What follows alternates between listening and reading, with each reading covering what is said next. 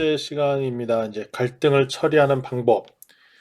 교과서에도 나와 있는데, 이제 갈등 있을 때, 대립 있을 때 가장 많이 쓰는 방법들이 몇 가지가 있습니다. 그 중에 이제 가장 많이 하는 거가 뭐냐면 줄다리기 하는 거죠. 힘다리기.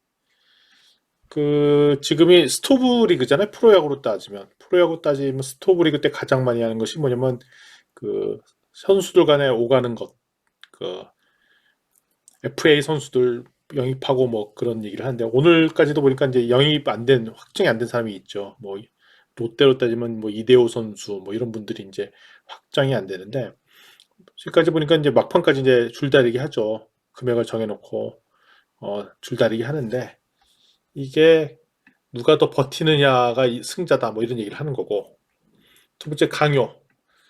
보통 갑이 있고 을이 있을 때 내 갑의 입장에서 을한테 강제로 명령을 내리듯이 하는 것, 윽박 지르는 것.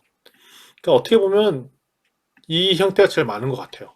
줄다리기, 끝까지 줄다리기 하고 버티고, 그다음에 자기의 사회적 지위를 위해서 강압으로 강요하고, 그리고 세 번째 포기는 뭐냐면, 아유, 중간에 갈등 문제 나오면, 아유, 머리 아파. 아유, 나 이게 편한 게 좋은 게 좋아라고 아예 포기하거나, 아예 포기 회피. 아유, 나는 그런 거 귀찮아. 난 회피하는 거고. 그다음에 타협을 하는 거, 타협. 타협도 안 좋은 거예요. 왜냐면 아까도 얘기했죠. 10시까지는 와야 돼. 12시까지는 있어야 돼. 그럼 타협 11시. 11시는 문제가 뭐가냐면 양쪽 다 만족스럽지 않은 결과를 하는 거예요. 그래서 타협은 잘못하면 서로 루즈 앤 루즈를 만들어내는 의사결정의 가능성도 있습니다. 그래서 이 갈등을 푸는데 이제 가장 기본적인 깔려 있는 것은 뭐냐면 상대방을 인정하는 것이라는 것이 되게 중요하고요. 두 번째, 갈등이 나쁜 것이 아니다. 갈등은 언제든지 발생하기 때문에 풀어야 되는 요소이 이겁니다. 그래서 이거를 피해 가려면 하면 안 되고요. 자꾸 우리가 이제 나이를 먹고 사회주의가 올라갈수록 내가 내리는 의사결정이 결정이 되도록 하는 그런 습성들이 있습니다. 이렇게 우월적 권한을 가지고 소위 말하는 갑질을 하려는 것. 작년에 우리 저희 그 아파트 단지에 있는 그, 그 경비원들이 중간에 이렇게 사망하는 자살하는 사건들이 있었죠. 소위 말하는 아파트 주민의 입장에서 경비원 얼마 되지도 않는 그 주민이라는 거에 그 갑을 이런 관계들이 있는 걸 봐서 우리 사회에 이런 것이 아주 만연하게 있는 부분들인 것 같아요. 갈등했을 때 우월적 권한을 사용하려고 노력하는 것. 있잖아요. 어디 문제가 생겼어요. 아, 내가 누구를 아는데 뭐 내가 여기 누구 나오라고 그래. 내가 이 집 주인이랑 뭐 안다. 뭐 이렇게 얘기하는 이 갈등을 처리하려고 하는 방법들인데 이거는 좋은 방법이 아니다라는 말씀을 드리도록 하겠습니다. 그래서 아까도 몇 번 설명해 드렸죠. 10시 전에 와야 된다. 아빠의 명령입니다. 아니야, 나 12시까지 있어야 돼. 예, 딸의 인정받는 모습도 있습니다. 그러면 우리 타협을 합시다. 타협안. 우리 11시까지 기가하는 걸 하자. 공평하지 않냐? 나는 10시, 너는 12시에 했으니 중간인 11시로 타협하자. 근데 이거 좋은 방법이 아니라는 거죠. 왜냐하면 이 타협 아닌 11시까지 귀가한다는 것은 이 그러니까 요망사항의 필요 조건에 하다는 것도 다 어기는 겁니다. 자, 왜 그냐면 딸의 안전이 보장되냐? 보장되지 않아요. 왜냐면 열심히 차가 끊어지거든요. 그래서 친구한테 인정받는다. 12시까지 있어야 인정을 받는데 중간에 가버리면 어차피 가는 건 똑같습니다. 그래서 인정받지 못했습니다. 그래서 이 탈반이라고 했던 것들은 어떻게 보면 이 대립인 이해관계자의 결국 다 만족스럽지 않은 결과를 낳게 되는 그런 타협안이라는 것이죠. 그래서 윈윈 솔루션을 내야 되는데 윈윈 솔루션은 기본적인 입장이 뭐냐면 쌍방의 이익이 다 되도록 하는 공통 목표를 찾는다.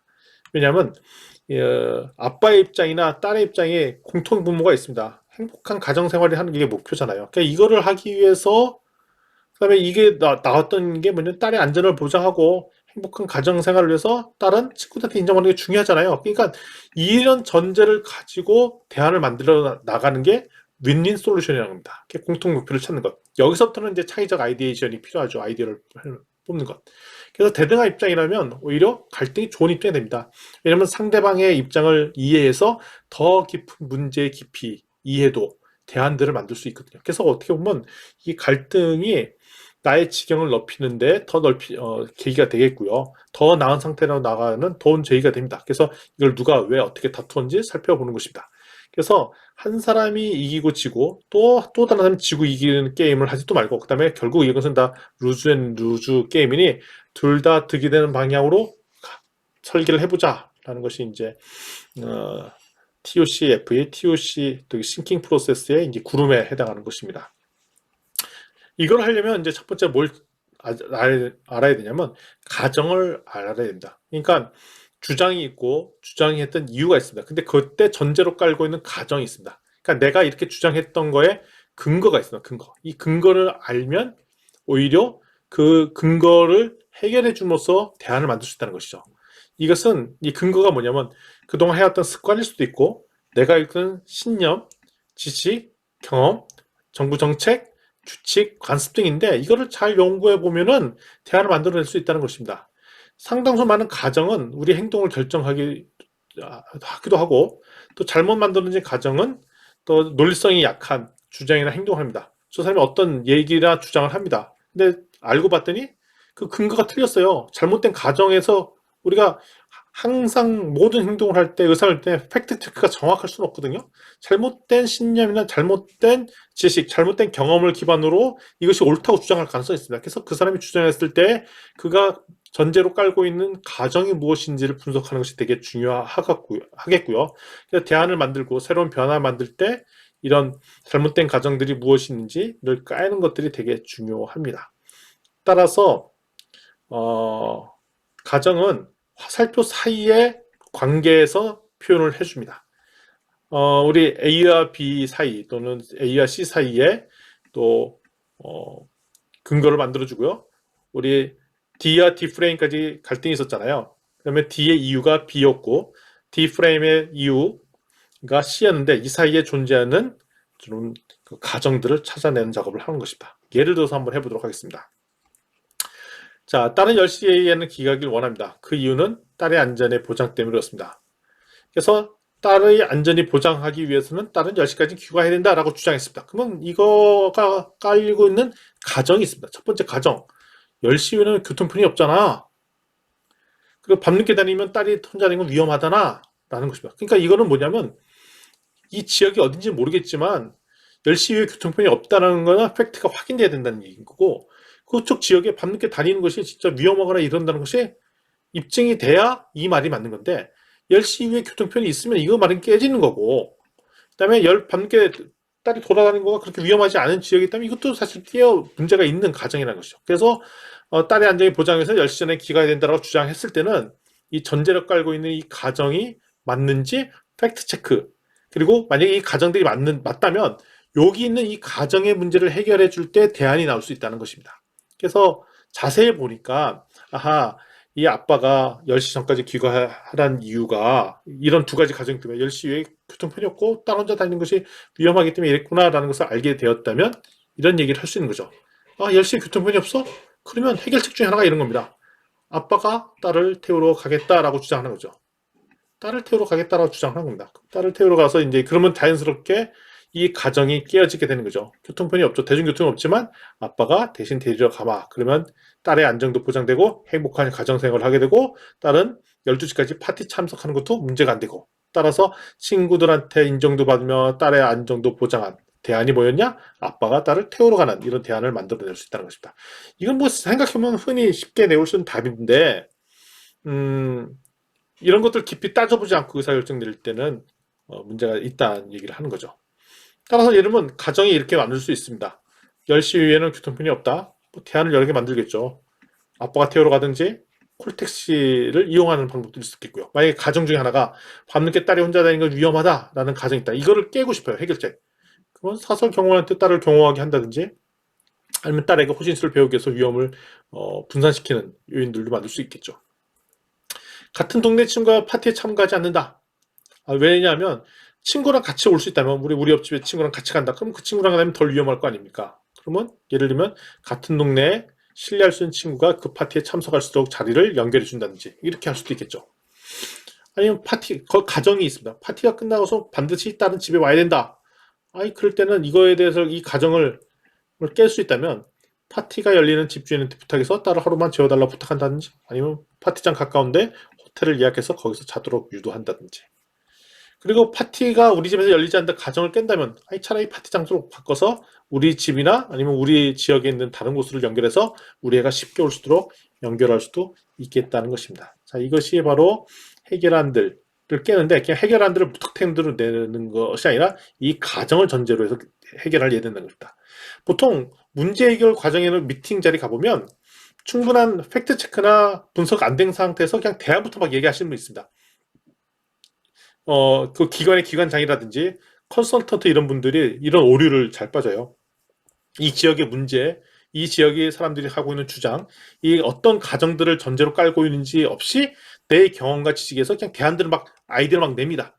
근데 이거 아이디어는 상황에 따라 이 아이디어가 좋은지 아닌지는 거기에 처해 있는 이 상황에 따라 다른데 그냥 대안부터 막 내는 거죠. 근데 해결하는 그게 내는 것이 아니라 이 가정을 깰 때 해결책은 해결책으로서 의미가 있는 거다라는 것을 기억을 해 두시기 바랍니다. 따라서 해결책을 만든다는 것은 기본적으로 뭐냐면 가정의 내용에 도전하는 것이 해결책입니다. 이 가정에 오류가 있는지 무슨 문제가 있는지를 찾는 것이 핵심이고요. 이 해결책을 내는 것은 우리는 이제 TOC에서는 뭐라면 인젝션이 아니라 주입이라고 얘기하는데 주입의 핵심은 뭐냐면 가정을 깨는 게 목표입니다.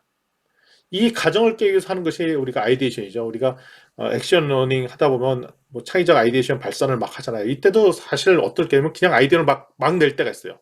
근데 아이디어 낼 때의 전제는 뭐냐면 우리가 갖고 있는 가정들을 깨는 아이디어를 내는 게 핵심이라는 거죠. 그래서 아이디어를 내는 아이디에이션 작업들을 하는 거고 이때 발산적 사고가 필요하고 무조건 브레인스토밍에서 많은 아이디어를 내는 것이 중요한 것이 아니라 이 가정을 깨는 아이디어를 내도록 하는 그러니까 적은 아이디어도 더 효과를 발휘할 수 있도록 하고 그래서 이 한 방에 좋은 아이디어가 이 갖고 있던 화살표가 부러지도록 하는 것이 되게 좋은 거고요. 그래서 여러 가지 아이디에이션 아이디어가 나오면 이거를 바탕으로 해서 적절한 솔루션, 해법을 제시해 주는 것이 해결책 내는 판이다라는 말씀을 드릴 수 있겠습니다. 그래서 우리가 창의적 아이디어 할 때 보면은 이제 저희가 액션 러닝 코치 같은 경우는 아이디어 릴레이, 아이디어를 A4지 같은데 A라는 사람이 하나 내면 그 다른 사람이 그 아이디어를 해서 더 첨가해서 또 놓고 하는 이런 아이디에이션 하는 방법도 쓰기도 하고요. 그다음에 디딤돌이라고 그래서 이제 문제가 있으면 문제에 새로운 다른 단어 같은 걸 넣은 다음에 이 단어와 같은 다른 연상되는 또 아이디어를 막 적어놓고 이걸 해결되는 다른 솔루션들을 막 제시하는 뭐 그래서 창의적 아이디어를 막 제시하는 이건 나중에 저희가 다른 수업이나 이런 데서 해볼 수 있는 기회가 있을 것 같습니다.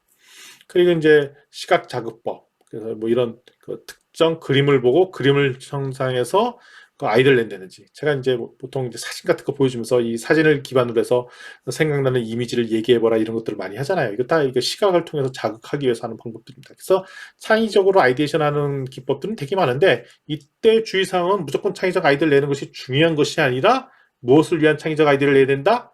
가정을 깨는 아이디어를 낼 때 그게 해결책이 될 수 있다는 말씀을 드리는 것입니다. 그래서 이제 네 가지 기본적인 방법들인데요. 기본적인 아이디어를 깨는 게 중요하죠. 그래서 타입 1, 2, 3, 4 이게 네 가지가 있는데 이거에 대해서 하나씩 살펴보도록 하겠습니다. 그래서 뭐냐면 이제 첫 번째 D에 대한 해결책으로서 아이디어를 내는 게 첫 번째 방법이 있겠고요. 그다음에 D 프라임 상대편 주장의 해결책을 내므로써 양쪽의 문제를 다 해결하는 방식이 있습니다. 이거 차이점 뭐냐면 첫 번째 D라는 주장이 B도 해결되고 이 C도 해결되는 아이디어를 내는 게 첫 번째고요. 반대로 상대방 입장에서의 그 문제를 해결하는 대안으로서 그것이 내 쪽의 문제랑 상대방 쪽의 문제도 해결할 수 있는 그런 안이 있는가도 볼 수도 있겠고요. 또는 뭐냐면 그 이쪽 문제를 해결한 거와 이쪽 문제 해결할 때 아이디어를 두 개를 냅니다. 아이디어를 두 개를 내요. 그래서 상황에 따라 이런 상황일 때는 요 아이디어를 쓰고 또 밑에 상황일 때는 타입 2를 쓰는 아이디어를 두 개를 넣어서 이런 상황일 때는 타입 A 아이디어 이런 상황일 때는 타입 2 이렇게 나눠서 얘기할 수도 있겠고요. 세 번째는 아예 B와 C를 해결할 새로운 아이디어를 제3의 아이디어를 내는 작업들을 하는 것입니다. 근데 이럴 때 전제 조건이 다 이게 깔고 있던 가정들을 잘 고려해서 짜보는 거죠. 예를 들어서 이렇게 하는 것입니다. 송영 파티 예정돼 있죠. 12시까지 놀아야 될 계획인데 아버지는 10시까지 오라고 합니다. 아버지 입장과 딸의 입장이 달라요. 그래서 예를 들면 10시 전에 귀가하는 것을 아빠 말을 그냥 따르기로 했어요.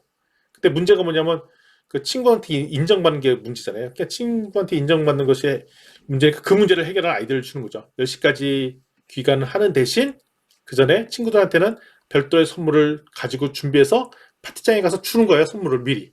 원래 계획이 없었는데. 그러니까 10시 전에 가니까 미안하니까 선물 주는 거죠. 이런 거 있잖아요. 우리 파티 있는데 어떤 친구가 선물 잔뜩 사왔어요. 아, 미안해. 내가 여기서 더 놀아야 되는데 딱 여기서 미안해. 1시간밖에 못 놀아. 그래서 내가 미안해 갖고 다 니들 주려고 선물 따로 사왔어. 챙겨왔어. 그러면 선물 받으니까 기분 좋으니까 아이 그래 그래 고마워 하고 가도 뭐라고 안 하잖아요. 인정받잖아요. 이런 아이들도 있다는 것입니다. 이런 아이도 괜찮겠죠. 반대로 12시까지 애들끼리 놀아요. 그러면 누가 문제야? 아빠가 문제죠. 아빠가 왜 10시까지 오라는 거랑 오라는 이유가 뭐냐면 딸의 안전 보장이 안 되는 게 문제잖아요. 그때는 아까도 한번 살펴봤던 아버지가 12시에 딸을 태우러 오는 거 이것도 아이디어가 될 수도 있습니다. 이렇게 할 수도 있겠죠.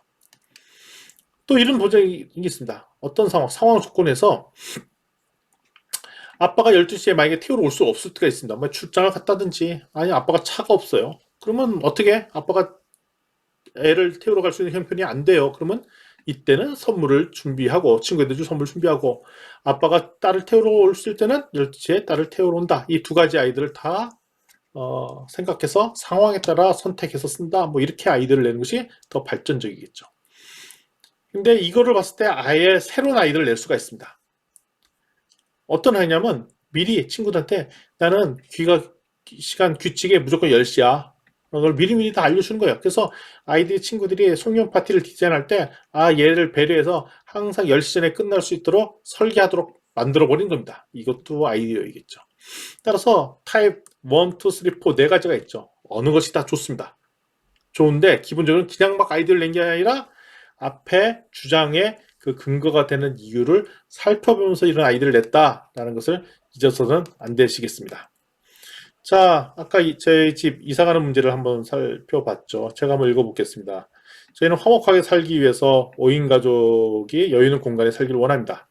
그래서 결국 40평대를 이사를 가야 되는 주장과 가족이 화목하게 살기 위해서 경제적 부담을 줄이는 게 목적이었습니다. 근데 경제적 부담을 줄이기 위해서는 현 40평대 아파트에 사는 아이디어가 있습니다. 그래서 그때 아이디어에 따라 뭐가 나왔었냐면 비용에 따라 이사갈 원룸을 구해갖고 우리 큰딸과 둘째 딸이 따로서 한 집 근처에 원룸을 하나 구하는 것이 대안 중에 하나였었어요.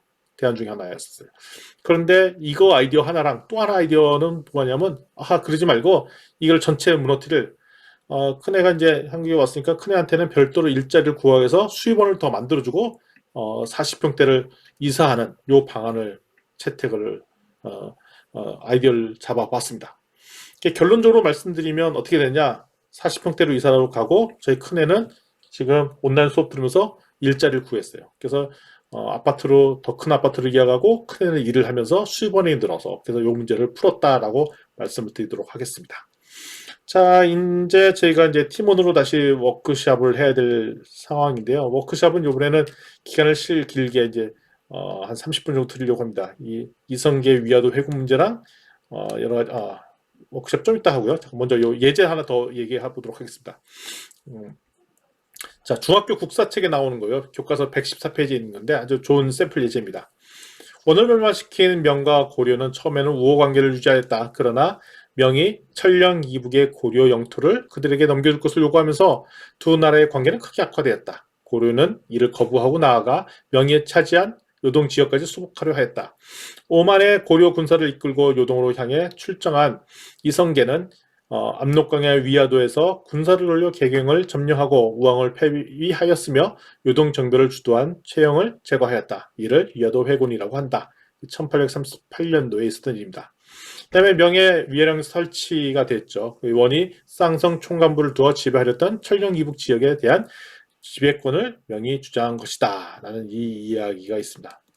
자, 이 사건은 여러분이 잘 알려는 위화도 회군 사건이 있습니다. 그래서 최영과 이성계가 부닥친 장면이에요. 그러니까 최영은 명나라 공격해야 된다라고 얘기했고 이성계는 명나라 공격하면 안 된다라고 주장했습니다. 그러니까 최영은 뭐냐면 명나라 공격해서 요동 지역의 영토를 회복하자라는 수복하자는 게 목적이었고요. 명나라 공격하면 안 된다 이성계 주장했습니다. 왜냐하면 나라의 안전을 지켜야 된다. 우리 명나라 공격은 우리 위험하다라는 것입니다. 근데 이 두 최영 장군이나 이성계 장군 공통점이 뭐냐면 기술적으로 고려한 나라가 발전한 게 목적이었습니다. 자, 그래서 먼저 최영 장군이 주장했던 요동 지역의 영토를 회복해서 하기 위해서는 명나라를 고육해야 된다. 이게 가정 뭐냐면 명나라는 천령 200여 땅을 넘기라고 계속 요구하기 때문에 수복해야 된다는 것이고, 명을 어기지 않고는 영토를 지킬 수 있는 방법이 없다는 거고, 명의 군사가 원가의 접견지에는 배치된 지금이 아니고서는 명나라를 이기기 어렵다. 지금 원나라와의 대립관계이기 때문에 지금 명나라를 치기 좋은 조건이라는 거죠. 그다음에 이성계 장군의 주장은 뭐냐면 나라를 지켜야 되기 때문에 명나라를 공격하면 안 된다는 겁니다. 왜냐하면 명나라는 아무리 그래도 원나라가 있지만 힘이 세고요. 지금 마침 장마철이라 공격할 시기가 아니고요. 명나라와 전쟁에서 이길 수 있는 방법이 없다는 거고요. 명나라가 전쟁을 틈타서 남쪽에서 왜국가 침범하기 때문에 안 된다는 전제를 깔고 있습니다. 그래서 고민하다가 이제 해결책을 낸 거죠. 해결책은 뭐냐면 명을 어기지 않고서는 영토를 지킬 수 없다. 요거 가정을 깨서 외교를 통해서 유동 지역의 영토를 지킨다. 아이디어가 이겁니다. 그러니까 명나라 굳이 공격하지 않고도 외교를 통해서 요동 지역을 지키는 방법. 그러니까 결국 요동 지역을 지키기 위해서 한 건데, 지금 네가 지금 명나라 너 어려운데 원나라 공격도 있고 그러는데 지금 우리 때문에 이럴 수 있냐? 그냥 요동 지역 우리가 줘도 되지 않겠냐? 그 대신 우리가 많은 거 뭐 도와줄게. 이렇게 외교로 해결한다는 것입니다. 그다음에 이성계 측 주장에서는 명나라의 전쟁에서 이길 수 없다. 요 가정을 깨서 그러지 말고 주변에 다른 나라 연합해서 명나라를 공격하는 겁니다. 아예. 그럼 얘를 뭐 원나라와 화친을 맺든가 뭐 이래갖고 오히려 명나라를 공격할 수도 있다라는 이 아이디어를 낼 수가 있다는 거죠. 자, 우리가 보통 역사책에 나와 있는 이런 스토리를 이게 비주얼하게 이 다이어그램을 이렇게 딱 그려놓으면 이해도도 높이고 잊어먹지도 않고, 그다음에 만약에 역사가 이랬었다면 그때 우리나라 국가는 달라졌지 않았을까라는 더 창의적인 대안들도 만들 수 있는 시간이 됐습니다. 그래서 이것이 이제 TSFE가 강력한 점은 뭐냐면 이런 교과서에 나온 내용들, 아니 신문에 나와 있는 내용들, 아까 그린벨트 해제라든가 이런 것들 신문 사설 기사잖아요. 기사 자체를 이렇게 비주얼하게 표현할 수도 있겠고요. 그다음에 특별히 이렇게 다양한 예제를 우리가 만들 수 있다는 좋은 장점이 있다는 것을 말씀드리도록 하겠습니다.